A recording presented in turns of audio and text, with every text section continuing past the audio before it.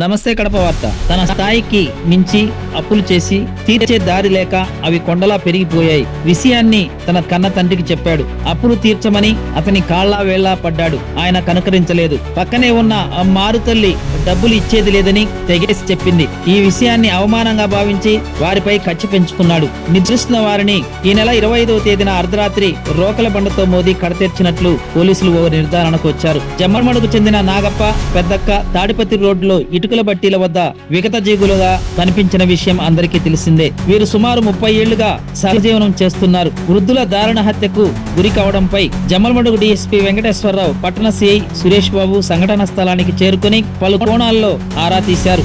బట్టీ వద్ద ఉన్న గదిలో వస్తువులు చిందరవందరగా పడి ఉండడాన్ని గమనించిన పోలీసులు తొలుతగా దొంగలు ఈ హత్య చేసి ఉంటారని చెప్పి వారు భావించారు. తర్వాత ఆపై కుటుంబ సభ్యులపైకి దృష్టి మళ్లించారు. నాగప్ప మొదటి భార్య ఓవులమ్మకు పెద్ద వెంకటేశు, చిన్న వెంకటేశు ఇద్దరు కుమారులు. వీరిద్దరూ వేరువేరుగా జమ్మలమడుగులో నివాసం ఉంటున్నారు. చిన్న కుమారుడు వ్యసనాలకు లోనై లక్షల్లో అప్పులు చేసినట్లు పోలీసులు గుర్తించారు. ఇటీవలే పెద్ద కుమారుడి ఇద్దరు కుమార్తెలకు నాగప్ప బంగారు ఆభరణాలు చేయించి ఇవ్వడం జరిగింది. ఈ విషయం తెలుసుకున్న చిన్న వెంకటేశు తనకు అప్పులున్నాయని వాటిని తీర్చమని తండ్రిని బలవంతం పెట్టాడు. ఇటుకల బట్టి వద్దకు వెళ్లి తండ్రి మారుతల్లిని కోరాడు. వారు తిరస్కరించడంతో ఈ దారుణానికి పాల్పడినట్లు పోలీసులు వెల్లడించారు.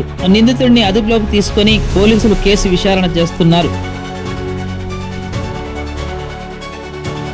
ప్రతి ఒక్కరూ తప్పనిసరిగా యూట్యూబ్లోకి వెళ్ళి కడప వార్తను లైక్ చేయండి, సబ్స్క్రైబ్ చేయండి.